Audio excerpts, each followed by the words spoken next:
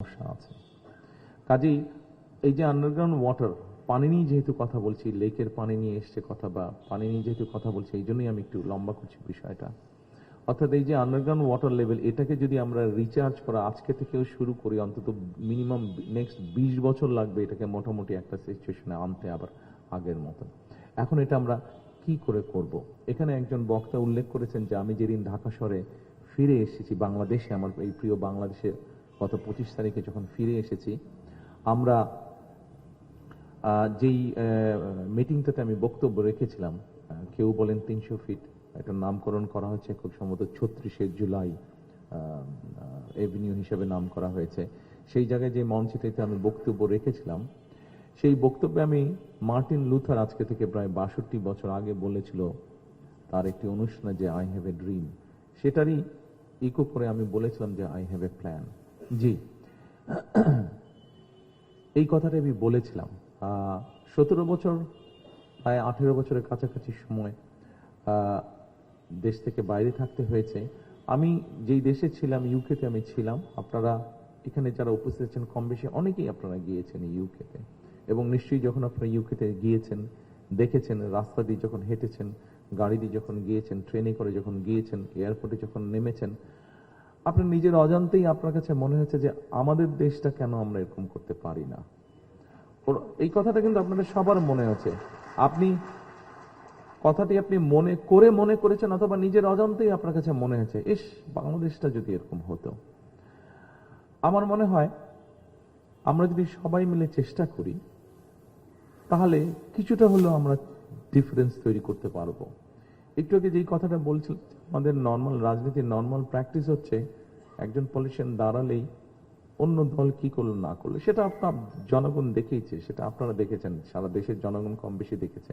সেজন্য আমি মনে করি একটু যদি চেঞ্জ হওয়া উচিত, একটু যদি চেঞ্জ করতে পারে। অর্থাৎ এই যে এতক্ষণ প্রায় কয়েক মিনিট আপনাদেরকে পানির বিষয় নিয়ে কথা বললাম, আমাদের পলিটিশিয়ানরা আমরা যদি পলিসিগুলো নিয়ে কথা বলি, ঠিক আছে, এই পানির যে সমস্যার কথা বললাম, নিশ্চয়ই আপনার এখন এই সমস্যাগুলো বলার পরে নিশ্চয়ই আপনাদের মনে হতে পারে যে আচ্ছা, তাহলে তারেক রহমান আপনার কাছে কি সমস্যার সমাধান আছে?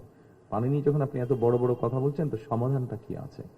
জি, সম্মানিত উপস্থিতিবৃন্দ, সমাধান একটা আছে। এত বৃহৎ যখন এই সমস্যাটা, এটা সমাধানটাও কিন্তু স্লোলি হবে, হুট করে রাত পোহালেই যে সমাধানটা হয়ে যাবে, নট দ্যাট। আমরা যেটা করতে পারি, যেটা খুব সিম্পল জিনিস, এখানে অনেক মুরব্বী বসে আছেন, পেছনে অনেক মুরব্বী আছেন, আমার বয়সী মাঝ বয়সী যারা আছেন, আমরা জানি, আমাদের ইয়াং যারা আছেন তারা হয়তো ডকুমেন্টারিতে দেখেছেন।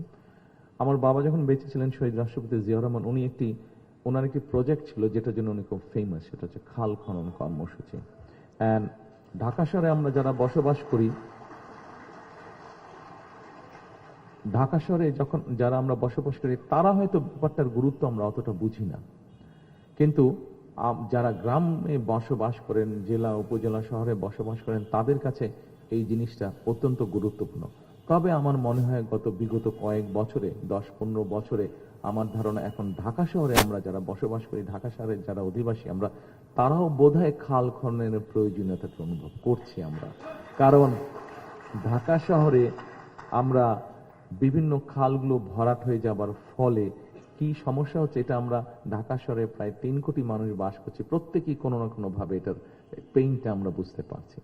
কাজেই সম্মানিত উপস্থিতিবৃন্দ, আই হ্যাভ এ প্ল্যানের একটি অংশ হচ্ছে যে আমরা আগামী 12 তারিখে যে নির্বাচন, এই নির্বাচনে ইনশাল্লাহ বাংলাদেশ জাতীয়তাবাদী দল সরকার গঠনে সক্ষম হলে জনগণের ম্যান্ডেট নিয়ে আমরা সমগ্র বাংলাদেশে 20,000-এর মতন কিলোমিটারের মতন খাল আমরা খনন করতে চাই।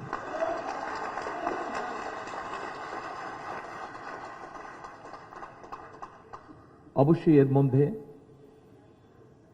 এখানে আপনারা যারা আজকে উপস্থিত আছেন, আপনারা এই 17 ভোটার, আপনাদের সামনে আমি দাঁড়িয়েছি, এখানে বক্তারা কম বেশি সবাই বলে গিয়েছেন আমি একটি দলের থেকে এই অঞ্চলের প্রার্থী হয়েছি।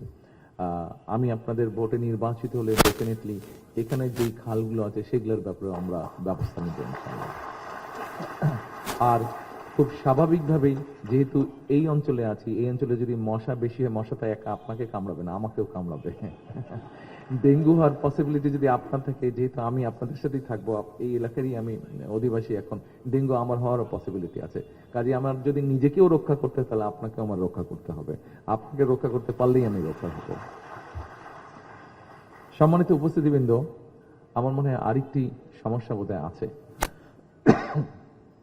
একটু আগে আমি বলেছি যে এখানে অনেকেই আপনারা আছেন যারা আপনারা ইউকেতে গিয়েছেন, লন্ডনে গিয়েছেন। আপনারা 25 তারিখে যখন আমরা নামলাম, স্বাভাবিকভাবেই প্রায় 17.5 বছর আগে যখন দেশ ছেড়ে চলে যেতে বাধ্য হয়েছিলাম, আমার কাছে 25 তারিখে নামার পরে মনে হলো আমি যতটুকু সবুজ দেখে গিয়েছিলাম, মনে হয় সবুজের পরিমাণ অনেক কমে গিয়েছে। ঢাকা শহরে সবুজের পরিমাণ আমার কাছে মনে হচ্ছে অনেক কমে গিয়েছে। যখন প্রথম দিন তো বুঝে উঠতে পারিনি, কারণ প্রথম দিন চারিদিকে এত মানুষ, আমি শুধু মানুষের ভিড় দেখেছি, আমি পরিষ্কার বাইরে কিছু দেখতে পারিনি। পরের দিন থেকে যখন বিভিন্ন জায়গায় যাওয়ার সুযোগ হয়েছে, তখন আমার কাছে মনে হয়েছে যে চারিদিকে গ্রে খুব বেশি, চারিদিকে একটা ড্রাই ভাব। এবং এর ভেতরে যেই সময় আমি আসতে পারছিলাম না, আসার সুযোগ হয়নি, প্রায় পত্রিকায় পড়তাম যে ঢাকা শহর পৃথিবীর সবচেয়ে পলিউটেড শহরগুলোর মধ্যে একটা শহর। পলিউটেড কয়েকটি 2-3টি শহরের মধ্যে ঢাকা শহর কম্পিটিশন করছে ফার্স্ট হবে কে পলিউশনের দিক দিয়ে। প্রায় বোধহয় কয়েকবার ঢাকা শহর ফার্স্ট হয়েছে পলিউশনের দিক দিয়ে। সম্মানিত উপস্থিতিবৃন্দ, আমার আই হ্যাভ এ প্ল্যানের মধ্যে একটি প্ল্যান আছে। এটি ঢাকা শহর তো অবশ্যই আছে, শুধু ঢাকা শহর না, ঢাকা শহর নিয়ে সমগ্র বাংলাদেশের নিয়ে একটি প্ল্যান আছে আমাদের প্ল্যান হচ্ছে আমরা 5 বছরে আমরা 25 কোটি গাছ আমরা রোপণ করতে চাই। বছরে 4 থেকে 5 কোটি গাছ। আপনারা হয়তো বলতে পারেন, তারেক রহমান আপনি বলে দিলেন, এতই সহজ নাকি 4 থেকে 5 কোটি গাছ রোপণ করা প্রতি বছর? এই প্রশ্নটা হওয়া স্বাভাবিক।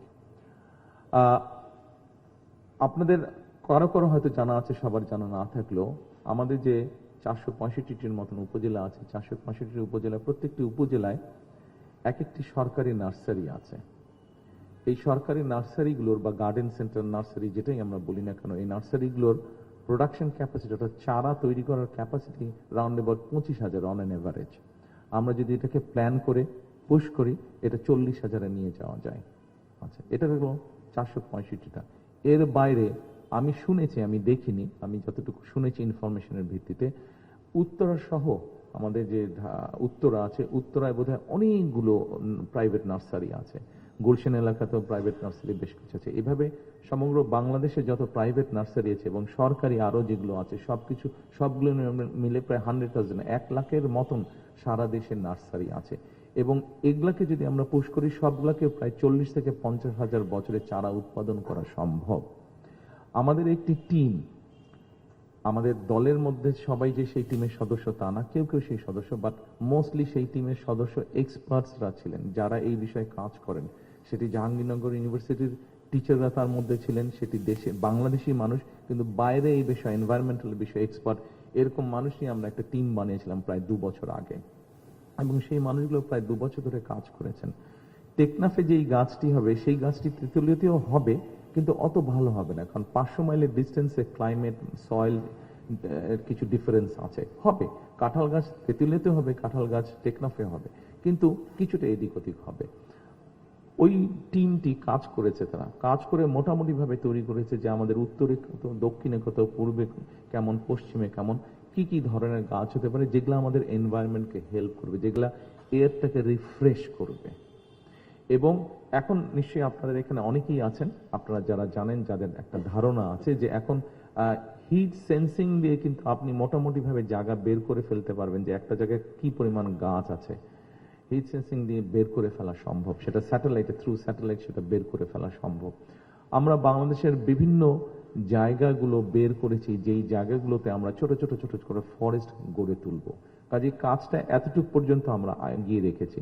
বিভিন্ন সরকারি জায়গা আছে যেই জায়গাগুলো অন্যভাবে অকুপাইড হয়ে আছে, সেই জায়গাগুলোকে খালি করে নিয়ে সেখানে কিভাবে ফরেস্টেশন করা যায়, কোন ধরনের গাছগুলো রোপণ করলে পরে সেই গাছগুলো এয়ারটাকে বেটার পিউরিফাই করবে। যেমন একটি নিম গাছ আছে, নিম গাছ সাধারণত নর্মাল গাছ যে পরিমাণ অক্সিজেন তৈরি করে, একটা নিম গাছ তার 3 ডবল বেশি অক্সিজেন তৈরি করে। এটা নিশ্চয়ই আপনাদের অনেকেরই জানা আছে। কাজে এইভাবে আমরা আমাদের আই হ্যাভ এ প্ল্যানের মধ্যে এটি আরেকটি প্ল্যান, কিভাবে আমরা এয়ারটাকে ফিল্টার করব বা আমাদের পরিবেশগুলোকে তৈরি করব। সম্মানিত উপস্থিতিবৃন্দ, একটি কথা এসছে এখানে, সকালবেলায় কালকে আমি সিলেট চলে যাব। ইনশাল্লাহ পরশুদিন থেকে সিলেট থেকে আমরা আমাদের নির্বাচনী পরিচালনা কাজ অফিসিয়ালি শুরু করব। তো সিলেট যেতে হবে। আমি যাব কালকে বিকেলে, আমি প্লেনে চলে যাব, আমি এবং আমার স্ত্রী ডক্টর জুবায়দা। আমরা প্লেনে যাব, কিন্তু গাড়ি যেগুলো আমরা ব্যবহার করব গাড়িগুলো সকালবেলায় চলে যাবে। কেন আমি কথাটি বলছি আপনাদেরকে, কারণ কথাটি একটু আগে এখানে এসছে একজন বক্তার কথায়। তো যারা যাবেন তারা যখন কথা বলছিল আজকে না গতকালকে, তো আমি তখন সামনে ছিলাম, যে যেই কয়টা 6-7টা গাড়ি যে যাবে, তো টাইমিংটা ঠিক হচ্ছে যে কখন যাবে। তা আমি জিজ্ঞেস করলাম যে অত সকালে যেতে হবে কেন, এত তো বেশি দূর না। বললো যে আমরা যদি অমুক টাইমের মধ্যে বের না হই ঢাকা শহর থেকে, তাহলে 2 ঘন্টার ট্রাফিক জ্যামে আমরা আটকে যাব। ঢাকা শহর থেকে বের হওয়াতে একটা যুদ্ধের মতন অবস্থা। আমি শুনে একটু ঘাবড়েই গেলাম প্রথমে। এটি একটু আপনাদের সামনে আমি সকলকে একটু হালকা করার জন্য এইভাবে কথাটি বললাম। বিষয়টি নিয়ে ধারণা আমার ছিল, তবে ধারণাটা এত ভয়াবহ হবে এতটা আমি এক্সপেক্ট করিনি আসার আগে পর্যন্ত। প্রায় বছরের মতন হবে, বছরখানেক আগে বুয়েটের একজন এক্সপার্ট আছেন, উনি ট্রাফিক বিষয় এক্সপার্ট। ওনার সাথে আমি আলাপ করছিলাম যে আচ্ছা ঢাকা শহরে ওনারা অলরেডি কাজ করেছেন কিছু কিছু জায়গায়, যে ঢাকা শহরে কিভাবে ট্রাফিকটাকে ইমপ্রুভ করা যাবে। আমরা অনেকগুলো আসার পরে তো আমি দেখেছি, এর আগে পত্রপত্রিকায় দেখেছি যে ফ্লাইওভারগুলো ঢাকা শহরে করা হয়েছে, ফ্লাইওভার দিয়ে গাড়ি ঘোড়া চলাচল করছে। কিন্তু ফ্লাইওভার দিয়ে ঢাকা শহরে 3 কোটি মানুষ থাকে, 3 কোটি মানুষের মধ্যে আমি এটি একটি পেপারে পড়েছিলাম, তাদের রিসার্চ আমি পড়েছিলাম যে এই 3 কোটি মানুষের মধ্যে খুব সম্ভব 17 থেকে 20% মানুষ শুধুমাত্র ফ্লাইওভার ইউজ করবে ঢাকা শহরে, আর বাকি সব মানুষ কিন্তু ফ্লাইওভারের বাইরে থাকছে। সো কি পরিমাণ অর্থ ব্যয় করা হয়েছে, আপনি যেরকম পাবলিক রিসোর্স কি পরিমাণ স্পেন্ড করা হয়েছে, কিন্তু শুধুমাত্র ম্যাক্সিমাম 20% মানুষ সেই ফ্লাইওভারের সুবিধা পাচ্ছে। আমি ভদ্রলোকের সাথে কথা বলেছিলাম যে সলিউশন কি হতে পারে। যেহেতু উনি এক্সপার্ট, সেই জন্য আমরা তো যদি এখানে আমরা বসি আমরা সব সলিউশন দিয়ে দিতে পারবো, কিন্তু সেই সলিউশন কিন্তু আসলে সলিউশন হবে না। আমাদেরকে যেই বিষয়ের এক্সপার্ট তার সাথে সেই বিষয়ে কথা বলতে হবে এবং তাদের কাছ থেকে মতামত নিয়ে কাজটি করতে হবে। তো উনি যেহেতু এই বিষয়ে এক্সপার্ট, ওনার সাথে আমি কথা বলেছিলাম, শামসুল হক সাহেব। এটি আমি, আপনারা যারা ইউরোপে গেছেন আপনারা দেখেছেন, ইউকেতে গিয়েছেন বা ইউরোপের বিভিন্ন দেশে গিয়েছেন, আপনারা দেখেছেন যে পাবলিক ট্রান্সপোর্টটাকে ডেভেলপ করার মাধ্যমে কিন্তু সমস্যার সমাধান করা সম্ভব ম্যাক্সিমাম ক্ষেত্রে। ব্রিটেনে আমি দেখেছি যে সেই দেশের এমপি বলেন, মন্ত্রী বলেন, তারা পাবলিক ট্রান্সপোর্টে কিন্তু ঘোরাফেরা করছে, সেটা বাসে হোক, সেটা ট্রেনে হোক, টিউবে হোক, তারা ঘোরাফেরা করছে।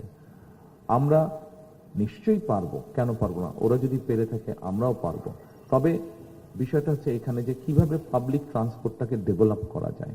সেটি মোনোরেল হতে পারে, metro rail costly, metro rail থেকে লেস কস্টলি হচ্ছে মোনোরেল, এবং ওটাকে ওনাদের বক্তব্য এক্সপার্টের হিসাবে ওনারা যে আমাকে যেটা প্রেজেন্ট করেছেন যে সেটা মনোরেলটাকে বসানো ইজি, আবার আপনি ওটাকে কন্টেনের মতন আবার আরেক জায়গায় নিয়ে গিয়েও বসাতে পারবেন, এবং ওটার খরচও কম।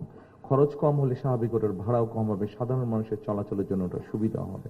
কাজে মনোরেলগুলোকে আমরা ওনাদের এক্সপার্টদের বক্তব্য অনুযায়ী বনানীর ভিতর দিয়ে, যে 11 নম্বর রোড, এটার ভিতর দিয়ে আমরা মনোরেল নিয়ে যেতে পারবো। মনোরেল নিয়ে আমরা মেট্রো রেলের যেখানে করা হয়েছে এটাকে তো আমরা ভেঙে ফেলতে পারবো না, কারণ এখানে অলরেডি জনগণের অর্থ খরচ হয়ে গেছে। কাজে মনোরেলটাকে নিয়ে আমরা কানেক্ট করতে পারবো মেট্রো রেল, যেখান থেকে ও আবার চলে যেতে পারবে বিভিন্ন জায়গায় একটা মানুষ। সো আবার মোহাম্মদপুরের ভিতর দিয়ে আমরা মনোরেল নিয়ে এসে ওখানে যে কানেক্টিভিটি আছে মেট্রো রেলের, সেখানে আমরা কানেক্ট করতে পারবো।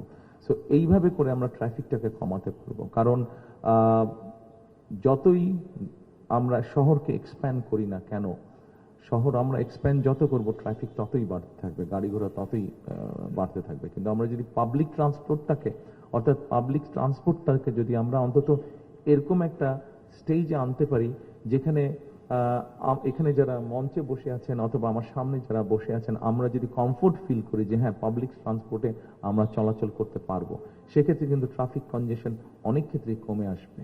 পৃথিবীর অন্য দেশেও আমরা এটা দেখছি যে আমাদের সামনে যেহেতু ওরকম আছে, উদাহরণ হচ্ছে, কাজে আমাদের দেশে আমরা নিশ্চয়ই করতে পারবো সেটা। এটা এটা এটা এটা গেল ট্রাফিক জ্যামের কথা, যে ট্রাফিক জ্যামটি কথা বললেন। প্রিয় সম্মানিত উপস্থিতিবৃন্দ, আই হ্যাভ এ প্ল্যানের মধ্যে আমি কয়েকটি আপনাদের সাথে আলাপ করলাম। আমাদের এখানে আপনারা যারা আজকে উপস্থিত আছেন, আপনাদের মধ্যে ব্যবসায়ী আছেন, আপনাদের মধ্যে নিশ্চয়ই লয়ার আছেন, আপনাদের মধ্যে নিশ্চয়ই ফিজিশিয়ান আছেন, আপনাদের মধ্যে বিভিন্ন প্রফেশনের মানুষ আছেন, টিচার আছেন। আমরা যদি একটা জিনিস খেয়াল করে দেখি, এবং এখানে এই মুহূর্তে যদি আমরা খেয়াল করে দেখি বাংলাদেশের পপুলেশনের ডায়নামিকটা যদি আমরা খেয়াল করে দেখি, তাহলে আমরা দেখব যে আমাদের প্রায় 40 মিলিয়ন, মানে 4, 4.5, 5 কোটির মতন হচ্ছে ইয়াং মানুষ।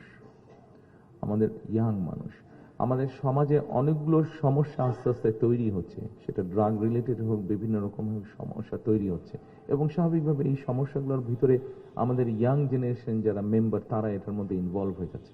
এখন কথা হচ্ছে যে কেন তারা হচ্ছে, কি কারণে তারা হচ্ছে? অনেকগুলো কারণ থাকতে পারে, আমরা হয়তো সব কারণ আলোচনা করলে মেইন বেসিক কয়েকটি কারণ যদি আমরা আলোচনা করি।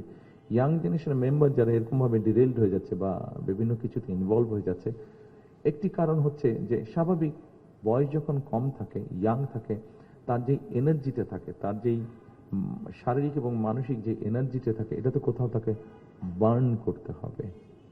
আপনি যখন তাকে সেই স্কোপটা না দিবেন, তখন তো সেটা সে স্বাভাবিকভাবে এমন কোনো এক জায়গায় সে বার্ন করবে যেটা তার জন্য বা সমাজের জন্য বা পরিবারের জন্য ভালো না। আমরা আমাদের এডুকেশন, আমরা ইনশাল্লাহ গভর্নমেন্ট ফর্ম করতে সক্ষম হলে আমাদের এডুকেশন, স্পোর্টস, কালচার এবং সায়েন্স, এই কয়েকটাকে নিয়ে আমরা একটা কম্বাইন্ড একটা কাজ করতে চাইছি। অর্থাৎ যেটা করতে চাইছি সেটা হচ্ছে যে আমরা স্পোর্টসটাকে প্রফেশনালিজমের মধ্যে নিয়ে আসতে চাইছি। আমাদের যেমন ডাক্তার তৈরি হবে, আমাদের ছেলেমেয়েদের থেকে যেরকম ডাক্তার তৈরি হবে, আমাদের ছেলেমেয়েদের থেকে ইঞ্জিনিয়ার তৈরি হবে, আর্কিটেক্ট তৈরি হবে, লয়ার্স তৈরি হবে, ঠিক আমাদের ছেলেমেয়েদের মধ্যে থেকে প্রফেশনাল ফুটবলার হতে পারে, প্রফেশনাল ক্রিকেটার হতে পারে, প্রফেশনাল বাস্কেটবল প্লেয়ার হতে পারে। কেন হতে পারবে না? অন্য দেশের বাচ্চারা হতে পারলে কেন আমাদের দেশের বাচ্চারা হতে পারবে না? আমাদের দেশের বাচ্চাদের মধ্যে ভালো আর্টিস্ট তৈরি হতে পারে। আমরা যেটা করতে চাইছি, এডুকেশন সিস্টেমটাকে আমরা একটু রিঅর্গানাইজ করতে চাইছি। কেমন সেটা সংক্ষেপে আপনাদের সামনে আমি তুলে ধরি। সেটা হচ্ছে যে মূল যে এডুকেশনটা আমাদের থাকবে, সেই এডুকেশনটার মধ্যে আমরা স্কুলে গেলে, সেটা প্রাইমারি থেকে শুরু করে একদম সেকেন্ডারি ক্লাস 12 পর্যন্ত, আমরা ক্লাস 1 থেকে 12 পর্যন্ত যদি মোটামুটি একটা ধারণা নেই আমরা যে স্কুলগুলোতে কি কি সাবজেক্ট থাকে, বাংলা থাকে, ইংরেজি থাকে, ভূগোল থাকে, অঙ্ক থাকে, বিজ্ঞান থাকে, পলিটিক্যাল সায়েন্স থাকে, বা ক্লাস ভেদে বিভিন্নভাবে আস্তে আস্তে সাবজেক্ট বাড়তে থাকে বা কমতে থাকে। আমরা যেটা চিন্তা ভাবনা করছি যে আমরা বাচ্চাদেরকে, বাংলা তো আছে, বাংলার পাশে আমরা ইংরেজি ল্যাঙ্গুয়েজটার উপর একটু জোর দিতে চাচ্ছি। আমরা ইংলিশ ল্যাঙ্গুয়েজের উপর একটু জোর দিতে চাচ্ছি, যাতে আমাদের বাচ্চাদের ইংলিশ ল্যাঙ্গুয়েজ, এখন শুধু সাধারণত যেসব ফ্যামিলির বাচ্চারা প্রাইভেট স্কুলে যাচ্ছে হয়তো তাদের ইংলিশটা মোটামুটি ভাবে ভালো আছে, কিন্তু আমরা চাচ্ছি ওভারঅল আমাদের পাবলিক স্কুল যেগুলো আছে সেগুলোতেও আমাদের বাচ্চারা যাতে ইংরেজি ভালো বলতে পারে। এবং সেকেন্ডারি লেভেলে যাওয়ার পরে আমরা একটা থার্ড ল্যাঙ্গুয়েজ ইন্ট্রোডিউস করতে চাচ্ছি, বাংলা, ইংরেজি এবং থার্ড একটা ল্যাঙ্গুয়েজ ইন্ট্রোডিউস করতে চাচ্ছি। এখন আপনি বলতে পারেন যে হ্যাঁ বাচ্চাদের উপরে প্রেশার বেশি হয়ে যাচ্ছে। না, বাচ্চাদের উপরে প্রেশার হবে না, আমরা অন্য সাবজেক্টগুলোকে একটু অ্যাডজাস্ট করার চেষ্টা করছি। যেমন ধরেন ভূগোল যদি থাকে, জিওগ্রাফি, এই সাবজেক্টটা যদি থাকে, এটাতে যদি 100 মার্ক থাকে, আমরা 100টাকে 70 করে নিয়ে আসতে চাচ্ছি। 17 ওর পরীক্ষাটা 70-এর মধ্যে হবে, 30 মার্কটা নিয়ে আসবো আমরা। ধরেন আমরা যদি গভর্নমেন্ট থেকে যদি সিলেবাসগুলো এরকম করা হয় যে ওখানে ফ্রেঞ্চ থাকবে, ওখানে জার্মান থাকবে, ওখানে ম্যান্ডারিন থাকবে, ওখানে আরবিক থাকবে, ওখানে জাপানিজ ল্যাঙ্গুয়েজ থাকবে, এরকম 5-6টা যদি ল্যাঙ্গুয়েজ থাকে, বাচ্চা তার নিজের মতন চুজ করে নেবে কোন ল্যাঙ্গুয়েজটা সে পড়বে, কিন্তু ওই ল্যাঙ্গুয়েজটা তাকে পাস করতে হবে। ওই সাবজেক্টটা কম্পালসারি হবে, ম্যান্ডেটরি হবে সাবজেক্টটা, কাজে ওখানে ওকে পাস করতে হবে। সো ও একটা এক্সট্রা ল্যাঙ্গুয়েজ শিখলো। তারপরে আমরা যেটা করতে যাচ্ছি যে গেল জিওগ্রাফি, হিস্ট্রি থেকে যদি হিস্ট্রি থাকে বা অন্য সাবজেক্ট থেকে, ওখান থেকে আমরা 30 মার্ক হয়তো বের করে নিয়ে আসতে চাই বা 40 মার্ক বের করে নিয়ে আসতে চাই। নিয়ে এসে যেটা আমরা করতে চাই যে আমরা স্পোর্টসে নিয়ে যেতে চাই। প্রত্যেকটা বাচ্চাই কোনো না কোনো একটা খেলা পছন্দ করে। সাধারণত আমাদের দেশের মানুষের যে ফিজিক্যাল স্ট্রেংথ সবকিছু বিবেচনা করে আমরা কতগুলো স্পোর্টসকে আমরা ডিসাইড করেছি যে এই স্পোর্টসগুলো। এখন স্বাভাবিকভাবে আমাদের বাচ্চাদেরকে যদি বাংলাদেশের মানুষকে যদি ম্যারাথন দেন আপনি, অলিম্পিকে যে ম্যারাথন হয়, পারবে না। জেনেটিক কারণেই আমাদের পক্ষে সম্ভব নয় সেটা। আমাদের ওই প্র্যাগমেটিক রিজন থাকতে হবে। জেনেটিক কারণে আমাদের মানুষের ওই স্ট্যামিনাটা নেই, পারবে না। তাহলে যেটাতে পারবে আমরা সেরকম কতগুলো স্পোর্টস অর্থাৎ ইন্টারন্যাশনালি যেগুলোতে কম্পিট করতে পারবে, আমরা অনেকগুলো বিষয়ে হাত দিব না, কয়েকটি বিষয়ে হাত দেবো যেখানে আমরা সাকসেসফুল হতে পারবো। এরকম কতগুলো স্পোর্টসকে আমরা বাছাই করে নেব। স্পোর্টসকে বাছাই করে নিয়ে সেগুলো আমরা বাচ্চাদেরকে দেবো এবং কম্পালসারি তাকে ওটা স্পোর্টসটা করতেই হবে। তাকে ওটা পরীক্ষার মতন হবে। সেটা বাস্কেটবল হতে পারে, ভলিবল হতে পারে, ক্রিকেট হতে পারে, ফুটবল হতে পারে, ব্যাডমিন্টন হতে পারে, টেবিল টেনিস হতে পারে, চেস হতে পারে, যেটাই হোক, কিন্তু একটা স্পোর্টস তাকে করতে হবে। আচ্ছা, এই গেল একটা। এরপরে আমরা চাচ্ছি যে আমাদের বাচ্চাদেরকে আমরা আর্ট এবং কালচারে, দেখুন যে কোনো মানুষ শুধু যে একটা সার্টিফিকেটের জন্য পড়ালেখা করলো, খুব ভালো মার্ক পেল, কিন্তু তার মধ্যে যদি আর্ট না থাকে, কালচার না থাকে, তাহলে আমি মনে করি যে পরিপূর্ণ মানুষ হচ্ছে না। কিন্তু একটা মানুষের ভিতরে আর্ট এবং কালচার থাকতে হবে, তার ভিতরে ওই নলেজটা থাকতে হবে। আমরা সেই জন্য আমার নিজের যেরকম ছোটবেলা থেকে সম্ভব হয়নি, এটা আমার নিজের দোষেই সম্ভব হয়নি। ইটস নট দ্যাট যে আমার প্যারেন্টস আমাকে দিতে পারেনি, নট দ্যাট, বাট এফোর্ড করতে পারেনি, নট দ্যাট, বাট বাংলাদেশে এরকম অনেক অনেক ফ্যামিলি আছে যাদের প্যারেন্টসরা, বাচ্চার হয়তো ইচ্ছা আছে গিটার বাজানো শিখবে, বাচ্চার হয়তো ইচ্ছা আছে গান গাইতে শিখবে, বাচ্চার হয়তো ইচ্ছা আছে বাঁশি বাজানো শিখতে চায়, কিন্তু প্যারেন্টস হয়তো এফোর্ড করতে পারছে না। আমরা এই ব্যবস্থাটা গভর্নমেন্ট বা স্টেট থেকে আমরা করতে চাই। আমরা এরকম কতগুলো মিউজিক থাকবে, আর্ট থাকবে, ছবি আঁকার ব্যবস্থা থাকবে, অর্থাৎ তাকে কোনো একটা করতে হবে এবং এটাও হয়তো আরেকটা সাবজেক্ট থেকে মার্ক নিয়ে এসে এখানে আমরা দেবো। টোটাল মার্ক হয়তো 1000-এর মধ্যেই হবে, কিন্তু সাবজেক্ট ওয়াইজ থাকবে। অর্থাৎ আপনি দেখেন, এই বাচ্চাটা যখন ক্লাস 10 বা 12 পার হবে, তারপরে ক্লাস 10 বা 12 পার হবে, সে যদি বাংলাটা তো জানেই, তার নিজের ল্যাঙ্গুয়েজ, মাদার টাং সে জানবেই, ইংলিশটাও যদি জানে সে ভালো, এবং সাথে যদি একটা, সেটা জাপানিজ ল্যাঙ্গুয়েজ হোক, সেটা জার্মান ল্যাঙ্গুয়েজ হোক, এক থার্ড ল্যাঙ্গুয়েজ যদি জানে, সে যদি আপনার ভালো একটা মিউজিক্যাল ইকুইপমেন্ট, সেটা গিটার হোক, পিয়ানো হোক, সেটা ফ্লুইট হোক, যে কোনো একটা ইকুইপমেন্ট যদি বাজাতে পারে, সে যদি আপনার একটা স্পোর্টসে যদি ভালো হয়ে থাকে, এই কোয়ালিটিগুলো যদি থাকে, তাহলে সে শহরের বাচ্চাই হোক, সে গ্রামের বাচ্চাই হোক, সে যে কোনো লেভেলের বাচ্চা হোক না, সে যখন বাইরে যাবে বা দেশের ভিতরে কোনো জায়গায় যাবে, কোনো একটা জবের জন্য যাবে, নিশ্চয়ই তার কোয়ালিটিটা অনেক বেটার হবে। যে কোনো কম্পিটিশনে সে টিকবে যার এতগুলো কোয়ালিটি আছে। এটা আমার সেন্স বলে, আমার মনে হয় আপনারা খুব একটা ডিসএগ্রি করবেন না। আমরা এইভাবে এডুকেশন সিস্টেমটাকে তৈরি করতে চাইছি। এইভাবে সময় লাগবে, কিন্তু ইনশাল্লাহ আমরা করব। আপনারা সহযোগিতা করলে ডেফিনেটলি পারবো। এখন আমি যদি আপনাদের কাছে একটি মতামত চাই, আপনাদের কাছে, যে এতক্ষণ পর্যন্ত আমি আমার আই হ্যাভ এ প্ল্যানের যেই অংশগুলো আমি আপনাদের সাথে শেয়ার করলাম, আপনারা কি মনে করেন this can make a difference? যে আমরা যদি এগুলো ইমপ্লিমেন্ট করতে পারি, this will make a difference, আপনারা কি মনে করেন এটা? Thank you so much. আপনারা যদি মনে করেন, তাহলে আমাদের সুযোগ আসলে আমরা তখন উৎসাহ ভরে কাজগুলো করতে পারবো। এরপরে আরেকটি বড় সমস্যা, নিউ জেনারেশন নিয়ে যে বলছিলাম, আরেকটি বড় সমস্যা এর মধ্যে একটু অ্যাড করে নিই। এর মধ্যে একটা বিষয় আছে, এই বিষয়টা যে শুধু বাংলাদেশে না আছে তা নয়, এটা আমি বাইরেও দেখেছি আছে, বাট এই বিষয়টা খুব জরুরি। আমরা এই মুহূর্তে যেই দেশগুলোকে খুব আমাদের সামনে এক্সাম্পল হিসেবে নিয়ে আসি, বেশ কয়েকটি দেশ, আমরা কোরিয়াকে আনি, আমরা তাইওয়ানকে আনি, আমরা ভিয়েতনামকে নিয়ে আসি বিভিন্নভাবে, যে ওরা গত 15 বছরে, গত 20 বছরে ওরা অনেক ডেভেলপ করেছে। খুব ইজিলি যখন আমরা বলি, আমরা এই দেশগুলোর কথা বলি, যে বিভিন্নভাবে তারা খুব ফাস্ট র্যাপিড তারা ডেভেলপ করে গেছে। তারা ডেভেলপ করার একটি কারণ হচ্ছে, অনেকগুলো কারণের মধ্যে একটি কারণ হচ্ছে যে তারা তাদের মানুষদেরকে ভোকেশনাল এবং টেকনোলজিক্যাল ইনস্টিটিউশনগুলোকে তারা সুন্দরভাবে গড়ে তুলেছে। ভোকেশনাল ইনস্টিটিউটগুলো তাদের দেশে যেটা আছে, এবং টেকনোলজিক্যাল ইনস্টিটিউশন যেগুলো আছে সেখানে, এবং তারা তাদের মানুষদেরকে, তাদের ইয়াং জেনারেশনদেরকে তারা উৎসাহিত করেছে, উৎসাহ দিয়েছে তারা, যে যেন এইগুলোতে বাচ্চারা যায়।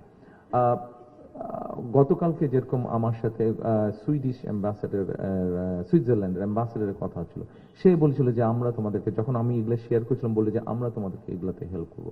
তার আগে চাইনিজ অ্যাম্বাসেডারের সাথে করছিল, সে বলছিল এটা খুব ভালো যে তোমাদের চিন্তা ভাবনা, যদি তোমরা এই পলিসি নাও আমরা তোমাদেরকে হেল্প করবো, কারণ আমরা এইভাবে অ্যাডভান্স করেছি, আমরা এইভাবে আমাদের যেটা চিন্তা আছে, যেমন অলরেডি ব্রিটিশ হাইকমিশনের সাথে এর মধ্যে কয়েকবার আমার কথা হয়েছে। ব্রিটিশ হাইকমিশন যখন এই যে এডুকেশনের যে বিষয়গুলো বললাম, এটাতে অলরেডি তারা অসম্ভব ইন্টারেস্ট করেছে। যে ল্যাঙ্গুয়েজ কোর্স, জার্মান অ্যাম্বাসেডর বলেছে যে আমরা তোমাদেরকে শেখাবো, ফ্রেঞ্চরা বলেছে যে আমরা তোমাদেরকে হেল্প করবো যদি তোমার ফ্রেঞ্চ ল্যাঙ্গুয়েজ ইন্ট্রোডিউস করতে চাও। আমরা ফাইন, ভেরি গুড। কাজে অলরেডি সহযোগিতার হাত আমরা পেয়েছি। আমরা যেটা মোটামুটিভাবে চিন্তা ভাবনা করেছি যে আমরা সিলেবাসটাকে যখন রিঅর্গানাইজ করব, প্রাইমারি স্কুল থেকে একদম ক্লাস 12 পর্যন্ত, আমরা ক্লাস 8 পর্যন্ত, আমরা ক্লাস 5 থেকে শুরু করে ক্লাস 8 পর্যন্ত আমরা থিওরিটিক্যাল জিনিসগুলো শেখাবো বাচ্চাদেরকে। বিভিন্ন ভোকেশনাল, সেটা ইলেকট্রিক্যাল হতে পারে, সেটা মেকানিক্যাল হতে পারে, বিভিন্ন ভোকেশনাল বিভিন্ন থিওরিটিক্যাল শেখাবো। এবং ক্লাস 9 থেকে ক্লাস 12 পর্যন্ত আমরা প্র্যাকটিক্যাল নলেজগুলো, তাদেরকে প্র্যাকটিক্যাল ক্লাসগুলো শুরু হবে ক্লাস 9 থেকে। এভাবে জিনিসটা আমরা আস্তে আস্তে গড়ে তুলেছি। অর্থাৎ একটা বাচ্চা যখন আর্ট জানবে, মিউজিক পারবে, 3টে language, second and third language তার যখন থাকবে একটা, সাথে যদি তার ভোকেশনাল একটা ট্রেনিং থাকে, থিওরিটিক্যাল অ্যান্ড প্র্যাকটিক্যাল, আমার তো মনে হয় সেই বাচ্চাটাকে পৃথিবীর কোনো দেশে কেউ আটকে রাখতে পারবে। এবার আমরা আসি ভোকেশনাল কথা আপনারা বলেছি। ভোকেশনাল এটা তো স্কুলে হচ্ছে, এর বাইরে আমাদের হিউজ ইয়াং জেনারেশন আছে। আমাদের প্রায় অ্যাবাউট 1 মিলিয়ন, 10 লাখের মতন মানুষ প্রতি বছর বিদেশে যাচ্ছে। এর মধ্যে প্রায় 700,000, প্রায় 7 লাখের মতন মানুষ, 6.5 থেকে 7 লাখের মতন মানুষ যারা যাচ্ছে বাইরে, এরা হচ্ছে প্রায় 7 লাখের মতনই আপনি বলতে পারেন মানুষ যাচ্ছে, এরা আনস্কিল্ড হিসেবে যাচ্ছে। ফলে এরা যে যাচ্ছে, এরা বেচারারা পরিশ্রম করছে, এই মানুষগুলো পরিশ্রম করছে, পরিশ্রম করে ডলার দেশে পাঠাচ্ছে, কিন্তু ভ্যালু অ্যাড হচ্ছে না, ভ্যালু অ্যাড হচ্ছে না। আমরা যদি একটু রিজনাল হিসেবে দেখি, দেখবেন যে মিডল ইস্টেই বেশি যাচ্ছে। এবং মিডল ইস্টে কোন এলাকার অধিকাংশ মানুষ যাচ্ছে, বাংলাদেশের কোন রিজনের মানুষ যাচ্ছে? চিটাগং বেল্টের মানুষ। আপনি যদি মক্কা যান, মদিনা যান, সৌদি আরবের বিভিন্ন জায়গায় যান, মিডল ইস্টে দেখবেন যে ম্যাক্সিমাম মানুষ চট্টগ্রাম, নোয়াখালী, কুমিল্লা এই অঞ্চলের মানুষ বেশি যাচ্ছে। আপনি যদি ইটালিতে যান, ইটালিতে আপনি দেখবেন যে অধিকাংশ বাংলাদেশের সাথে দেখালে, 10 জনের সাথে দেখালে দেখবেন 7 জন মানুষ কোন অঞ্চলের বলেন তো? ইয়াস, ফরিদপুর, শরীয়তপুর, এই অঞ্চলের মানুষ বেশি যাচ্ছে। আমরা যেটা আমাদের প্রাইমারি চিন্তা ভাবনার মধ্যে আছে, আমরা অলরেডি গভর্নমেন্টের একটা ডিপার্টমেন্ট আছে, এই ডিপার্টমেন্টটা আপনার কাজ করে এই ধরনের কাজ করে, মানে বিদেশে পাঠানো। কিন্তু ওই ডিপার্টমেন্টের একজনের সাথে আমি প্রায় কয়েক মাস আগে আলাপ করেছিলাম, তাদেরকে সেভাবে গভর্নমেন্ট থেকে এনকারেজ করা হয়নি, তাদের বিভিন্ন জিনিস আটকে আছে। যেমন আমাকে উদাহরণস্বরূপ বলছিল যে বেশ কিছুদিন আগে সাউথ কোরিয়া থেকে একটা টিম এসেছিল। সেই টিমটা এসে তারা খোঁজ করছে, তারা ওয়েল্ডার চাচ্ছে। ওয়েল্ডার মানে ঝালাই করবে, একটার সাথে একটা ঝালাই। আপনাদের মনে হতে পারে ব্যাপারটা তো খুব ইজি, কিন্তু তারা খুঁজে পায় নাই। এটাও আপনার কাছে মনে হতে পারে যে তাহলে হয়তো সবারই মনে প্রশ্ন আসবে, এটা নিশ্চয়ই তারা ঠিকভাবে খোঁজে নেয়। নাহলে আমাদের রাস্তাঘাটে চলতেই দেখি কত ওয়েল্ডার, দোকানপাটে দেখছি যে এই যে ওয়েল্ডিং করছে, গাড়ির জিনিসপত্র ওয়েল্ডিং করছে। না, তারা খুঁজছিল আন্ডার ওয়াটার ওয়েল্ডার। পানির নিচে ওরা জাহাজ তৈরি করে, পানির নিচে ওয়েল্ডিং করবার কাজ, এবং একজনও খুঁজে পায় নাই। আপনাদের সকলকে আমি বলি, তাদের স্যালারি কত ছিল জানেন? $3,000 US ডলার, 3,000 তারা যদি পেত। পরে তারা বলেছে যে ভাই আমরা নিজেরাই তৈরি করে নেব, তোমরা আমাদেরকে লোক দাও। তো এখন যেই ডিপার্টমেন্টের কথা বলেছিলাম, আমি বললাম যে ভাই তোমরা কি আমাদেরকে একটা হেল্প করতে পারবা? বলে স্যার বলেন কি হেল্প? আমি বললাম যে আমাদের নর্মালি যে মানুষগুলো যে যাচ্ছে, এই মানুষগুলো যারা যেখানে যাচ্ছে, আগামী 5 থেকে 10 বছর পৃথিবীর কোন কোন দেশে কি কি ধরনের চাকরি বাকরির চাহিদা আছে, আমাদেরকে কি এরকম কোন একটা স্ট্যাটিস্টিক্স তৈরি করা, রিসার্চ তৈরি করা সম্ভব? তারা আমাকে বলে যে ইয়েস পসিবল, এটা পসিবল।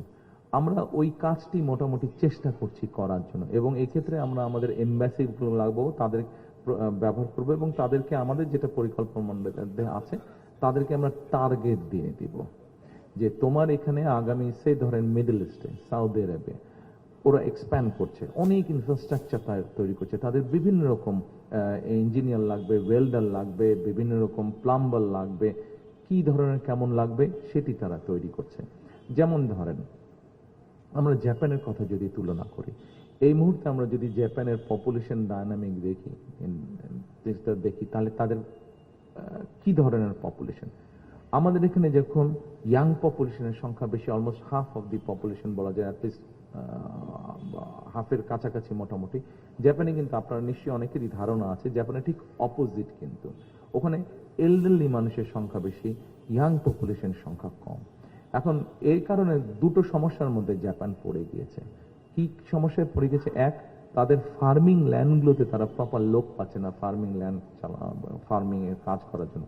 দুই, যেহেতু এলডারলি মানুষের সংখ্যা ওখানে বেশি, সেই জন্য তাদের কেয়ারার প্রয়োজন।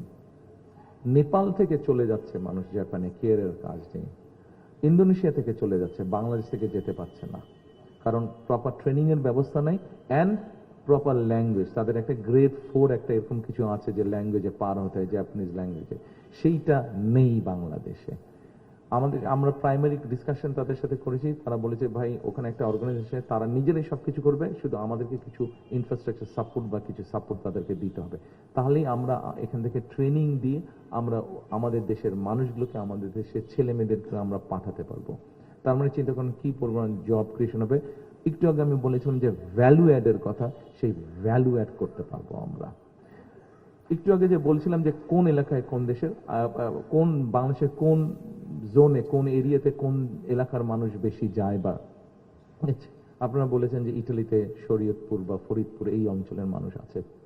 আমাদের চিন্তা ভাবনার মধ্যে যেটা আছে যে ফরিদপুর এরিয়াতে যেই ভোকেশনাল ইনস্টিটিউশনগুলো আমরা করব, ঠিক সিমিলার প্রবলেম কিন্তু আপনার একই প্রবলেম, পপুলেশনের একই প্রবলেম ইটালিতেও আছে। সেই জন্য ওইখানকার যে ভোকেশনাল ইনস্টিটিউট হবে এবং ল্যাঙ্গুয়েজ ইনস্টিটিউট হবে, সেখানে আমরা ইটালি ল্যাঙ্গুয়েজের উপরে জোর দিব, এবং ওখানে যেই টাইপের কাজগুলো হয় সেখানে আমরা ভোকেশনগুলো ওইভাবে ডিজাইন করার চেষ্টা করব যে ওখানে যাতে ওই কাজের উপযুক্ত ট্রেনিংগুলো হয়। ঠিক একইভাবে সৌদি আরবে থেকে চিটাগং, নোয়াখালী এই দিকের মানুষ বেশি যাচ্ছে সৌদি আরবে। সৌদি আরবে যেই টাইপের কাজের মানুষ যাচ্ছে, কাজের জন্য মানুষ যাচ্ছে, আমরা ওখানকার ভোকেশনাল ইনস্টিটিউটগুলোকে ওইভাবে আমরা গড়ে তুলতে চাই, প্ল্যানিং করছি, এবং ওখানে আমরা অ্যারাবিক কোর্সটাকের উপরে এমফেসাইজ দেব, যে যেহেতু ওখানকার বেশিরভাগ মানুষ মিডল ইস্টে যাচ্ছে, এইভাবে করে আমরা পুরো জিনিসগুলোকে ডিজাইন করতে চাচ্ছি। এরপরে আসেন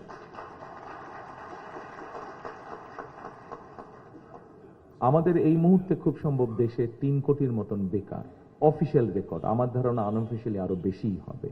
বলে যে প্রতি বছর 2 মিলিয়নের মতন মানুষ অ্যাড হচ্ছে এটার সাথে, কাজে সবকিছু মিলালে এটা সংখ্যা অনেক বেশি হবে। এখন আমরা যতই গার্মেন্টস ফ্যাক্টরি করি, যতই এক্সপোর্টের ফ্যাক্টরি করি, এত মানুষকে তো আমরা এইভাবে করে জব দিতে পারবো না, এবং সে কারণেই কিন্তু এতক্ষণ যেই কথাগুলো বললাম যে সকলকে যে আমরা দেশের ভিতরেই সুবিধা দিতে পারবো তা না, দেশের বাইরেও আমরা সুবিধা দেওয়া, দেশের বাইরেও যাতে যেতে পারে সেই ব্যবস্থাটাও আমরা গড়ে তুলতে চাচ্ছি। সেই জন্যই এতক্ষণ আপনাদের সামনে আমি তুলে ধরলাম আই হ্যাভ এ প্ল্যানের একটি অংশ আপনাদের সামনে তুলে ধরলাম। সম্মানিত উপস্থিতিবৃন্দ, সম্মানিত এলাকাবাসী, এরপরে আমাদের ইয়াং জেনারেশনের বিরাট একটা অংশ আছে যারা অনলাইনে কাজ করে। কেউ হয়তো ডাটা প্রসেসিং এর কাজ করছে, কেউ হয়তো ডিজাইনিং এর কাজ করছে, কেউ হয়তো কন্টেন্ট মেকিং এর কাজ করছে। এদের বিরাট একটা অংশের একটা সমস্যা আছে। বিরাট একটা অংশের বলবো কেন, বলা যায় মোটামুটি সকলের একটা সমস্যা আছে। এরা বিদেশে যে কাজ করছে এবং কাজের বিনিময়ে যে পারিশ্রমিকটা তারা পাচ্ছে, সেই পারিশ্রমিকটাকে তারা আনতে পারছে না, দেশে আনতে পারছে না অফিসিয়াল ওয়েতে, প্রপার ওয়েতে। পেপালের কথা আপনারা কম বেশি সবাই জানেন, ধারণা আছে আপনাদের। পেপাল সহ আরো কয়েকটা এরকম ইনস্টিটিউশন আছে যারা এই ট্রানজেকশন গুলো করে। পেপালের এখানে কোনো অফিস নেই। আচ্ছা, আমরা অলরেডি প্রাইমারি তাদের সাথে কথা বলেছি, এরকম আরো 2-1টা ইনস্টিটিউট পেপাল সহ তাদের সাথে কথা বলেছি, ভাই তোমরা আসো, বাংলাদেশে আসলে তোমাদেরও যেমন বিজনেস হবে, আমাদের মানুষরা উপকৃত হবে। আচ্ছা, এখন আসেন এই যে যারা আমাদের ইয়াং জেনারেশনের যারা এই কাজগুলো করছে, এদের আপনি খেয়াল করে দেখবেন ইন্টারনেটের একটা সমস্যা আছে। আমরা যেটা মোটামুটিভাবে চিন্তা করেছি যে ইম্পর্টেন্ট যেগুলো জায়গা আছে, যেমন সে 11 নম্বরের উপরে যদি ইম্পর্টেন্ট মানে ভালো মানে মোটামুটি চলে ইয়াং ছেলেমেয়েরা যেখানে যায় বসে কাজ করে, সেটা লেখাপড়া হোক তার জবের কাজই হোক, এরকম জায়গাগুলোতে পাবলিক প্লেসগুলোতে আমরা ফ্রি ওয়াইফাইয়ের একটা ব্যবস্থা করতে চাইছি। আমরা ফ্রি ওয়াইফাইটা কেমন হবে? ফ্রি মানে পুরোপুরি ফ্রি না, কিন্তু একটু ভিতরে একটা ছোটখাটো রহস্য আছে, ওটা এক্সপ্লেন করছি আপনাদের সামনে। যেমন ধরেন ফ্রি অবশ্যই আপনি পাবেন, ফ্রিটা আপনার হয়তো 1 বা 1.5 ঘন্টার জন্য ফ্রি থাকবে। আপনি যখন লগ ইন করবেন কতগুলো প্রসিজার আছে, প্রসিজারগুলো মেনটেন করতেই হবে। লগ ইন আপনি করলেন, লগ ইন হওয়ার পরে হয়তো আপনাকে 1 মিনিট বা 1.5 মিনিটের একটা অ্যাড আপনাকে দেখতে হবে, আপনাকে অ্যাডটা দেখতে হবে। অ্যাডটা শেষ হয়ে যাওয়ার পরে আপনি কানেক্ট হয়ে যাবেন। আপনি 1 ঘন্টা বা 1.5 ঘন্টা আপনি ফ্রি তখন কাজ করতে পারবেন। সেটা আবার 1-1.5 ঘন্টা পরে আবার ওটা ডিসকানেক্ট হবে, আপনাকে আবার লগ ইন করতে হবে, আপনাকে আবার 1 মিনিট বা 1.5 মিনিটের একটা অ্যাড আপনাকে দেখতে হবে। আমরা এইভাবে জিনিসটাকে সেট আপ করতে চাচ্ছি এবং আস্তে আস্তে এটার এক্সপ্যান্ড। আমার ধারণা এই সাপোর্টটা যদি আমরা তৈরি করতে পারি, এই ইনফ্রাস্ট্রাকচার এবং সাপোর্টটা যদি তৈরি করতে পারি, আমাদের ইয়াং জেনারেশনের বহু ছেলে মেয়েকে আমরা হেল্প করতে পারবো। এখন আসুন, একটু আগে যে বললাম তারা যারা কাজ করছে, যেমন ধরেন কন্টেন্ট মেকার যারা কাজ করছে, এই কন্টেন্ট মেকারদের কাজ করতে গিয়ে পেমেন্টের একটা সমস্যা হচ্ছেই তাদের, অথবা তাদের কোনো ওয়ার্ক স্পেস তেমন নাই। যারা ডিজাইনিং এর কাজ করছে তাদের হয়তো ওয়ার্ক স্পেস ঠিকভাবে নাই, যারা ডাটা প্রসেসিং এর কাজ করছে তাদের হয়তো ওয়ার্ক স্পেস নাই। আমরা দেখেছি কয়েক বছর আগে যারা এই দেশ থেকে পালিয়ে গিয়েছে, যারা এই দেশের মানুষের ভোটের অধিকার কেড়ে নিয়েছিল, তাদেরকে আমরা দেখেছি in the name of making IT park, অনেক বড় বড় বাংলাদেশের বিভিন্ন জায়গায়, খুব সম্ভবত এরকম প্রায় 43টার মতন আছে, 43টার মতন IT park, in the name of IT park Virat building বানিয়েছিল তারা, কিন্তু ওই বিল্ডিংটাতে কোনো কাজ হয় না। অনেকগুলা বন্ধ হয়ে পড়ে আছে, অসামাজিক কাজ হয়, এবং অনেকগুলোতে আপনার কমিউনিটি সেন্টার হচ্ছে, বিয়ে শাদী হচ্ছে, মানুষের জন্মদিন পালন হচ্ছে আইটি পার্কের মধ্যে। আমরা যেটা পরিকল্পনা গ্রহণ করছি, এটা ফরচুনেটলি হোক বা যে কারণে কোইন্সিডেন্টলি হোক, এই most of the IT park এগুলো আবার দেশের বিভিন্ন ইউনিভার্সিটি বা ইউনিভার্সিটি ক্যাম্পাস যেগুলো আছে সেগুলোর কাছাকাছি জায়গায় হয়েছে, খুব বেশি সেগুলো থেকে দূরে না। এবং আমাদের এই ইয়াং জেনারেশনরা সাধারণত ওই এলাকার মধ্যে মোস্টলি থাকে যারা এইসব কাজ করে। আমরা ঠিক করেছি এই আইটি পার্কগুলোকে আমরা অ্যাক্টিভেট করব। এখানে প্রথমত আমরা ফ্রি ওয়াইফাই পুরাটাতে ব্যবস্থা করব। দ্বিতীয়ত, এরকম কাজ যারা করে তারা যদি তাদের অথেন্টিকেটি মানে আইডি দিতে পারে, জেনুইন দিতে পারে যে ইয়াস ও এরকম কাজের সাথে জড়িত, he is into IT business, ও হয়তো ট্রেডিং করছে অনলাইনে, ও হয়তো ডিজাইনিং এর কাজ করছে, ও হয়তো ডাটা প্রসেসিং এর কাজ করছে, তাহলে ওকে আমরা ওখানে একটা ফ্রি ওয়ার্কিং স্পেস দেব। তাকে আমরা ফ্রি একটা ওয়ার্কিং স্পেস দেব। স্বাভাবিকভাবে এই মুহূর্তে হয়তো বেচারা তার মেসের কর্নারে বসে বিছানার উপরে বসে কষ্ট করে কাজ করছে, অথবা কোনো আত্মীয় স্বজনের বাসায় থাকে, অথবা 2-3 ভাই বোন একটা রুম শেয়ার করে থাকছে, সেখানে কর্নারে বিছানার উপরে বসে কষ্ট করে কাজ করছে, অথবা চেয়ারের উপরে বসে কোনো রকম ভাবে কাজ করছে। কিন্তু ওই ছেলেটা বা ওই মেয়েটা যদি একটা ওয়ার্কিং স্পেস পায়, তখন দেখা যাবে যে সে 2-3 জন বন্ধু নিয়ে হয়তো 6 মাস পরে একটা কোম্পানি ফর্ম করলো, জব ক্রিয়েশন হচ্ছে। আমরা যদি পেপলের ব্যাপারটা সলভ করে ফেলতে পারি, তাহলে দেখা যাবে যে তার ইনকামটা বেড়ে গেল, ফরেন কারেন্সিটা আমাদের বাড়ছে। এইভাবে আমরা পুরো জিনিসগুলোকে আমরা চিন্তা করছি। এখানে আপনারা নিশ্চয়ই অনেকেই আছেন যারা আপনারা ব্যবসা বাণিজ্যের সাথে জড়িত, বিভিন্ন ম্যানুফ্যাকচারিং এর সাথে আপনারা জড়িত। স্বাভাবিকভাবে এই অঞ্চলে আমাদের বক্তারা বলে গেছেন, এই অঞ্চলে একটা অন্য অঞ্চলের সাথে একটা বড় ডিফারেন্স হচ্ছে, এই অঞ্চলে দুই দিকেরই এক্সট্রিম মানুষ বাস করছেন, যারা মোটামুটি ভাবে সমাজের অনেক উপরে এবং যারা সমাজের নিচে। যাই হোক, সবাইকে দরকার একটা সমাজকে চালানোর জন্য। এখানে আমরা যদি একটা জিনিস দেখি, সেটা হচ্ছে যে যারা এখানে আছেন আপনারা অনেকেই ম্যানুফ্যাকচারিং এর সাথে আছেন। এই মুহূর্তে আমরা যদি চিন্তা করি, আমরা দেখব যে আমাদের মেইন ফরেন কারেন্সি আর্নিং সোর্সটা কি। মেইন সোর্স দুটো, একটা হচ্ছে গার্মেন্টস, অনেকেই এখানে বোধহয় আমার সামনে বসেছেন যারা ওন করেন গার্মেন্টস ফ্যাক্টরি, আর আরেকটা হচ্ছে আমাদের রেমিটেন্স, আমাদের প্রবাসীরা কষ্ট করে যে রেমিটেন্স পাঠাচ্ছেন সেই রেমিটেন্স। আমাদের একটি পরিকল্পনা আছে, সেই পরিকল্পনা হচ্ছে আপনি যদি একজন এন্টারপ্রেনার হয়ে থাকেন এবং আপনি যদি এসে সরকারকে বলেন যে গার্মেন্টসটা ফ্লোরিশ করেছে কেন, গার্মেন্টসটা ফ্লোরিশ করার একটা অন্যতম মূল কারণ হচ্ছে বন্ডেড ফ্যাসিলিটি। বন্ডেড ফ্যাসিলিটি, ওয়্যারহাউসের যে ফ্যাসিলিটিটা, বন্ডেড ওয়্যারহাউস ফ্যাসিলিটি, এটা হচ্ছে এক্সপ্যান্ড করার, ভালো করার, ফ্লোরিশ করার একটা অন্যতম মূল কারণ। আমরা চাচ্ছি এই জিনিসটাকে একটু এক্সপ্যান্ড করতে, এই ফ্যাসিলিটিটা এক্সপ্যান্ড করতে। ধরুন আপনি এই কলমটা আপনি তৈরি করবেন, কিন্তু এই কলমটা তৈরি করবেন এবং এটা আপনি একটা কলম ফ্যাক্টরি তৈরি করলেন এবং এই ফ্যাক্টরিতে ধরেন মাসে 1000 পিস কলম তৈরি হয় এবং এই পুরো 1000 পিস কলম আপনি এক্সপোর্টের জন্যই তৈরি করবেন, নট ফর লোকাল কনজাম্পশন।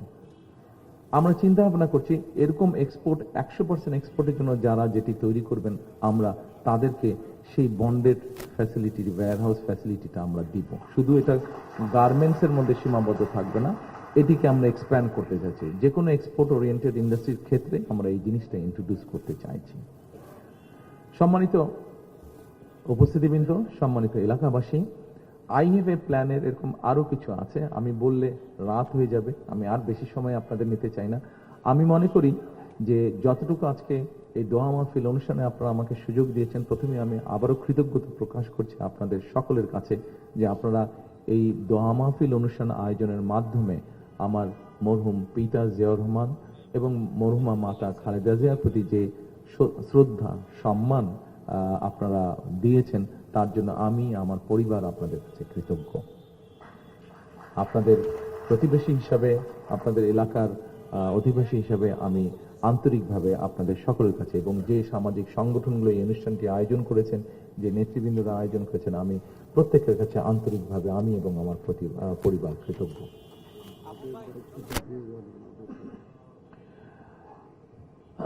সম্মানিত উপস্থিতিবৃন্দ, আমি স্বাভাবিকভাবে আমি বাংলাদেশে একজন পলিটিক্যাল অ্যাক্টিভিস্ট হিসেবে পরিচিত। আমার একটা তো পড়ে যাচ্ছে যে কোন তারেক জিয়া, খালেদা জিয়ার ছেলে বা জিয়া রহমানের ছেলে, বাট আমার মূল পরিচয় হচ্ছে আমি politician and there is election after few weeks.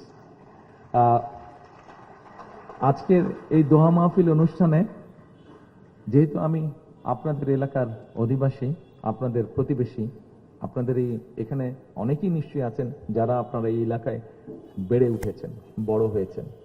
আমিও এই এলাকাতেই কিন্তু বড় হয়েছি, বেড়ে উঠেছি, কাজে আমি আপনাদেরই একজন।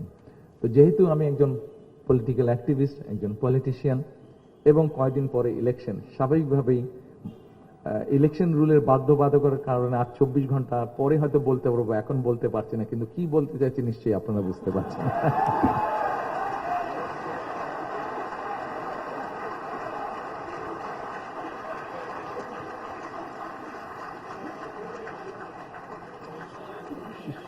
সম্মানিত উপস্থিতিবৃন্দ, আমি আপনাদের সকলের সহযোগিতা কামনা করছি।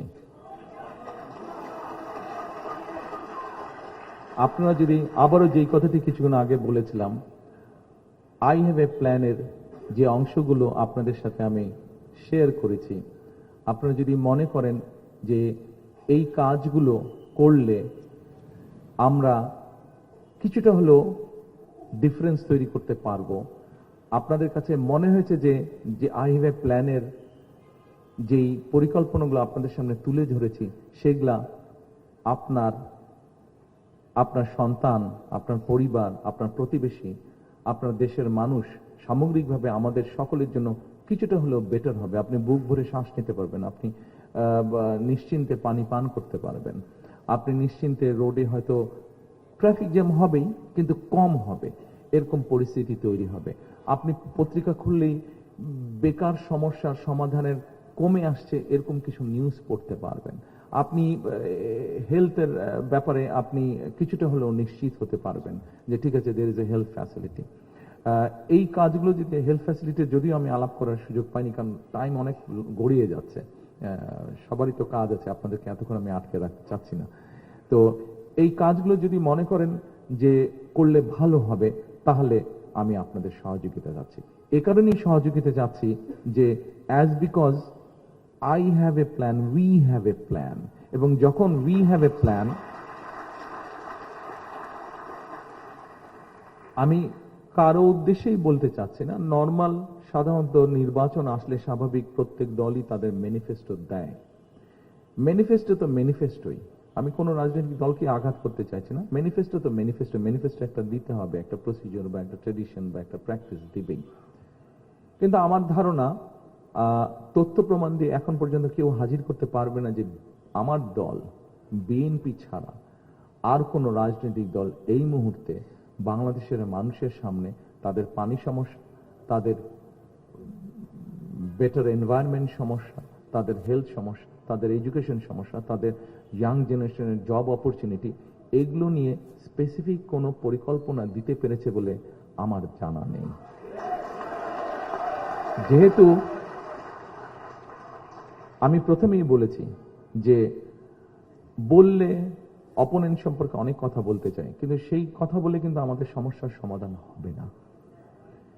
পলিটিশিয়ান হিসেবে আমি যদি বলতে চাই, আমি অনেক বলতে পারবো পলিটিক্যাল অপোনেন্ট সম্পর্কে, কিন্তু সেটাতে না আপনার কোনো ফায়দা হবে দিন শেষে, না আমার কোনো ফায়দা হবে দিন শেষে। আমি হয়তো কিছু হাততালি পাবো, তারপর আমি চলে যাবো, আপনারা যে যার ঘরে চলে যাবেন, কিন্তু সেটা একবার শূন্যতায় ভরা। কিন্তু আমার বিশ্বাস, আমি আপনাদের সামনে এতক্ষণ আমার যেই পরিকল্পনার কথাগুলো তুলে ধরেছি, নিশ্চয়ই আমি আপনাদের মধ্যে কিছু হলেও আশা জাগাতে পেরেছি। কারণ there is a plan, because there is a plan। আপনাদেরকে আমি জানি না এই কথাটি কতটুকু সঠিকভাবে বলা। হেলথ, যেমন হেলথের ব্যাপারে যদি বলি, আপনারা শুনলে ভয়ই পাবেন কেউ, কারণ আমি যখন শুনেছিলাম যখন বুঝলাম, ওনারা আমাকে যখন বললেন কথাটা, আমার কাছে রীতিমতন ব্যাপারটা ভয়ই লেগেছে। দুটো ছোট্ট পয়েন্ট। যেদিন আমি আমাদের হেলথ নিয়ে যারা কাজ করছেন, তারা যে সবাই আমার দলের না, তার মধ্যে প্রায় 12 জনের মতন ছিলেন। 12 জনের মধ্যে বোধহয় 3 জন ছিলেন আমার দলে থেকে, বাকি সবাই কিন্তু প্রফেশনালস। তারা তাদের সেক্টরে দে আর এক্সপার্টস। দুটো বিষয় বলি, এই মুহূর্তে আপনার যদি হঠাৎ করে শারীরিক কোনো সমস্যা হয়, আপনি যদি একটা অ্যাম্বুলেন্স কল করেন, আপনি অ্যাম্বুলেন্স পাবেন না? পাবেন না। ঢাকা সহ বাংলাদেশ বাদ দিলাম, খোদ ঢাকা শহরে there is no central ambulance system। চিন্তা করতে পারেন, আমি বলার আগ পর্যন্ত কেউ চিন্তা করেছিলেন ব্যাপারটা? বিএনপি কিন্তু ব্যাপারটা চিন্তা করেছে। আমি শিওর আপনারা এভাবে চিন্তা করেননি ব্যাপারটা, বিএনপি চিন্তা করেছে। এই মুহূর্তে বাংলাদেশ বাদ দেন, খোদ ঢাকা শহর রাজধানী, এখানে কোনো সেন্ট্রাল অ্যাম্বুলেন্স সিস্টেম নাই। জেলা উপজেলা সব জায়গায় বাদই দিলাম আমরা। আরেকটা ভয়াবহ কথা আপনাদের বলি, শুধু হেলথ ইস্যু নিয়ে। এখানে একজন বক্তা বলে গিয়েছেন, উনিও কার্ডিয়াক পেশেন্ট, আমার স্ত্রী একজন কার্ডিওলজিস্ট, উনি বলে গেছেন যে ওনার কিছু টিপস দরকার। অসুবিধা নাই, আপনার কম্পাউন্ডারও ভালো ডাক্তার হয়ে যেত, আমার স্ত্রী যেহেতু ডাক্তার, আমিও কিছু জিনিস শিখে ফেলেছি, আমি আপনাকে টিপস দিব। আরেকটি কথা বলি, এখানে নিশ্চয়ই ফিজিশিয়ানস আছেন, আমার ধারণা ডাক্তার নিশ্চয়ই কেউ ডাক্তার উপস্থিত আছেন। জি, সামনে একজন বসে আছেন। ঢাকা শহরে, বাংলাদেশ বাদ দিলাম, ঢাকা শহরে যতগুলো হাসপাতাল আছে, এই হাসপাতালের রোগীরা যারা যাচ্ছেন, ধরেন তাদের যেই ব্যান্ডেজ ব্যবহার করা হচ্ছে, যেই সিরিঞ্জ ব্যবহার করা হচ্ছে, অর্থাৎ মেডিকেল ওয়েস্ট যেটাকে বলে, এই ওয়েস্টটা ডিসপোজ করার মতন কোনো প্রপার ব্যবস্থা আজ পর্যন্ত গড়ে ওঠেনি বাংলাদেশে। এবং এর ভয়াবহ কি বিষয় কি জানেন? ভয়াবহ রূপটি হচ্ছে এখান থেকে জীবাণু ছড়াচ্ছে, এবং এই জীবাণুটা বাতাসে মিশছে, আমি এবং আপনি, আমরা সকলে সেই বাতাসটা শ্বাসের মাধ্যমে, শ্বাস প্রশ্বাসের মাধ্যমে গ্রহণ করছি, এবং গ্রহণ করার ফলে ধীরে ধীরে যেটা হচ্ছে আমরা বুঝতে পারছি না, আমাদের ইমিউন ক্যাপাসিটি শরীরে যেটা আছে সেটা আস্তে আস্তে ধ্বংস হয়ে যাচ্ছে, সেটা সম্পূর্ণরূপে ধ্বংস হয়ে যাচ্ছে। অর্থাৎ একটা সময় যদি এটা চলতে থাকে, একটা সময় বাংলাদেশের কোনো মানুষের শরীরে কোনো অ্যান্টিবায়োটিক কাজ করবে না। আমার ডাক্তার, আমি ঠিকই বলেছি বলে না, খুব বেশি ভুল বলে নিয়ে যায়, আমার ওয়াইফের কাছে একটু সার্টিফিকেট কাজ করবে না। ব্যাপারটা আপনি চিন্তা করে দেখুন, ব্যাপারটা কত ভয়াবহ পরিস্থিতি দিকে আমরা আস্তে আস্তে এগোচ্ছি আমরা। আরেকটি কথা বলে আমি শেষ করব। আমরা এই সমস্যার মধ্যে পত্রিকায় নিউজ করেছি এবং আপনারা তো ভুক্তভোগী ছিলেন। 17 বছর আমাকে ভুগতে হয়নি, বাট আপনারা ভুক্তভোগী ছিলেন এই 17 বছর। সেটা হচ্ছে বিদ্যুৎ সমস্যা। আমি মেডিকেল ওয়েস্টের কথা আপনাদেরকে বলেছি একটু আগে, মেডিকেল গার্বেজ বা ওয়েস্টের কথা বলেছি, কি ডেঞ্জারাস অবস্থার মধ্যে আছি আমরা। ঢাকা শহরে যদি বের হই, বাংলাদেশ বাদ দিলাম, ঢাকা শহরে যদি বের হই, আপনি চারিদিকে যদি তাকান, প্রতিদিন ঢাকা শহরে 7,000 টন ময়লা আবর্জনা তৈরি হচ্ছে। 7,000 টন। আমি জানি না আপনাদের কাছে সংখ্যাটা আগে জানা ছিল কিনা। 7,000 টন প্রতিদিন ময়লা তৈরি হচ্ছে। 7,000 টন। এই ময়লাটাকে তো সরাতে হবে, পরিষ্কার করতে হবে, কারণ এই ময়লা থেকে যা স্প্রেড হচ্ছে, মেডিকেল ওয়েস্ট থেকে যেরকম জীবাণু ছড়াচ্ছে, এই ময়লা থেকে, এই 7,000 টন ময়লা থেকেও ছড়াচ্ছে। এবং এই 7,000 টনে কোথায় পড়ে আছে, কিভাবে পড়েছে, আমরা কিন্তু এখান থেকে বেরোলেই দেখতে পাচ্ছি সবাই। 7,000 টন ময়লা। আমরা যেটা চিন্তা করেছি, এই 7,000 টন ময়লাটাকে আমরা এনার্জিতে রূপান্তর করবো এবং রিসাইকেল নিয়ে যাবো। আমরা দেখেছি কিভাবে বিদ্যুৎ দেওয়ার নাম করে কিভাবে কুইক রেন্টাল হয়েছে এবং কুইক রেন্টালের ইতিহাস কি, কে কিভাবে এখান থেকে কি করেছে, পাবলিক মানি কিভাবে স্পেন্ড হয়েছে, আমরা সেই বিতর্কে গেলাম না। আমরা যেটা পরিকল্পনা করছি যে ঢাকা শহর যেরকম ক্লিন করতে হবে, এখন এই ময়লাটাকে নিতে কোথাও ফেলতে হবে, আবার তো ওই জায়গাটা ময়লা হবে, অথবা একটা ব্যবস্থা করতে হবে। এখানে এখন দুটো জিনিস আছে, একটা হচ্ছে রিসাইকেল, যেটা রিসাইকেল করা যাবে না, নর্মালি যেটা ফুড ওয়েস্ট বা এই ধরনের পচনশীল যেটা, এই ধরনেরটাকে দিয়ে, এবং ইদানিং নতুন যেটা পাওয়ার স্টেশন কিছুগুলো হয়েছে, যেগুলো এই ধরনের ওয়েস্ট দিয়ে পাওয়ার তৈরি করে, কিছু কিছু কাঁচ টাচ এগুলো দিয়েও তারা করতে পারে। অর্থাৎ যেগুলো রিসাইকেলে যাবে এবং যেগুলো রিসাইকেলে যাবে না, যেগুলো দিয়ে পাওয়ার তৈরি করা সম্ভব, আমরা এই রিসাইকেল পাওয়ার বা এই ওয়েস্ট দিয়ে আমরা পাওয়ার তৈরি করতে চাচ্ছি। সো দ্যাট শহরটাকে যেরকম পরিষ্কার করা যাবে একদিক দিয়ে, আর এই দিক দিয়ে পাওয়ার তৈরি করার জন্য এই মুহূর্তে ফার্নেস অয়েল বা গ্যাস যেটা ব্যবহার করছি, ফার্নেস অয়েলটা আমাদেরকে ইম্পোর্ট করে নিয়ে আসতে হচ্ছে, ফলে আমাদের ডলার খরচ হচ্ছে। কিন্তু এই ময়লাটা যারা কিনে নিয়ে পাওয়ার তৈরি করবে, তারা তো টাকা দিয়ে কিনবে, অন্তত ডলারটাকে আমরা সেভ করতে পারবো। এইভাবে করে আমরা পাওয়ার জেনারেট করার চিন্তা ভাবনা করছি। সম্মানিত উপস্থিতি, কিন্তু আমি বক্তব্য শেষ করে দেব। আপনাদের সকলকে, বিশেষ করে আয়োজকবৃন্দ যারা আছেন, বিভিন্ন সামাজিক সংগঠন যারা আজকে এই দোয়া মাহফিল অনুষ্ঠান করছেন, আবার আপনাদেরকে আন্তরিক ধন্যবাদ জানাচ্ছি। এই দোয়া মাহফিল অনুষ্ঠানের জন্য, দোয়া করার জন্য আমি মুফতি সাহেবকে আন্তরিক ধন্যবাদ জানাবো। উনি খুব সুন্দরভাবে, খুব মন দিয়ে, মর্মস্পর্শীভাবে উনি দোয়া করেছেন, তার জন্য ওনাকে আন্তরিকভাবে ধন্যবাদ জানাবো। এবং আপনাদের কাছে আমি ধন্যবাদ জানাবো যে আমাকে এত সময় দিয়েছেন আইওয়ে প্ল্যানের কিছু বিষয় আপনাদের সাথে শেয়ার করার জন্য। শেষে আবারও এক কথা, ওই ঢেকি স্বর্গে গেলেও ধান ভাঙে। আমি একজন প্রার্থী হিসেবে আপনাদের কাছে কি চাই সেটা আর বললাম না, সেটা সকলকে ধন্যবাদ জানিয়ে আমার বক্তব্য শেষ করছি। আল্লাহ হাফেজ।